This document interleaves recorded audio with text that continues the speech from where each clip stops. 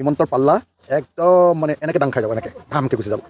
হিমন্তৰ পাল্লা একদম আমাৰ পাল্লা ভাৰী হৈ যাব, তেওঁৰ পাল্লা এনেকৈ উৰি গুচি যাব। হিমন্তৰ পাল্লা একদম মানে এনেকৈ দাং খাই যাব, এনেকৈ ধামকৈ গুচি যাব। হিমন্তৰ পাল্লা একদম আমাৰ পাল্লা ভাৰী হৈ যাব, তেওঁৰ পাল্লা এনেকৈ উৰি গুচি যাব। হিমন্তৰ লগত অকল পীযুষ আৰু আমাৰ নলবাৰী কি জয়ন্ত মল্লহে থাকিব আৰু লগত অশোক সিংহাল অৱশ্যে থাকিব থাকিব।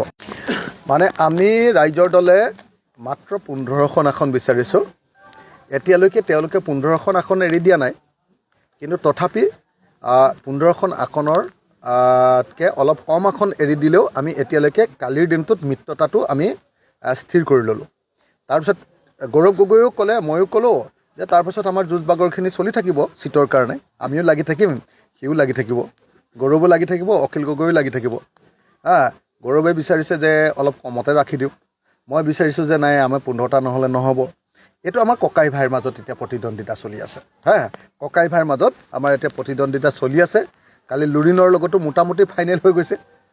গতিকে এতিয়া গৌৰৱ, মই, লুৰিণ, দেৱব্ৰত শইকীয়া, ভূপেন বৰা, ইফালে আপোনাৰ আমাৰ কি কয় তালুকদাৰ ডাঙৰীয়া, মনোৰঞ্জন তালুকদাৰ, বিবেক দাস, কনক গগৈ আৰু ইফালে জে আই কাঠাৰ, আমি গোটেইগাল যেতিয়া থিয় হৈ দিম, হিমন্তৰ পাল্লা একদম মানে এনেকৈ দাং খাই যাব, এনেকৈ ধামকৈ গুচি যাব।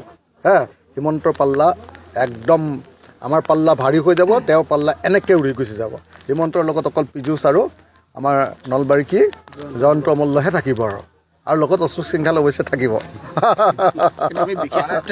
গতিকে মই আপোনালোকক এটা কথা খাটাংকৈ কৈছোঁ যে আমাৰ বিৰোধী ঐক্যমঞ্চটো এতিয়া ক্লিয়াৰ হৈ গ'ল। আমাৰ ঐক্যমঞ্চ হ'ব, আমি একেলগতে যুঁজ দিম আৰু 2026 চনত আমি বিজেপিক পৰাভূত কৰিম আৰু বিজেপিক পৰাভূত কৰি আকৌ আমি পুৰণি বৰ অসমখন বনাম। বিচাৰিছোঁ 5খন বিচাৰিছোঁ, 7খন বিচাৰিছোঁ, তাৰপিছত 5খন পালে হৈ যাব আৰু।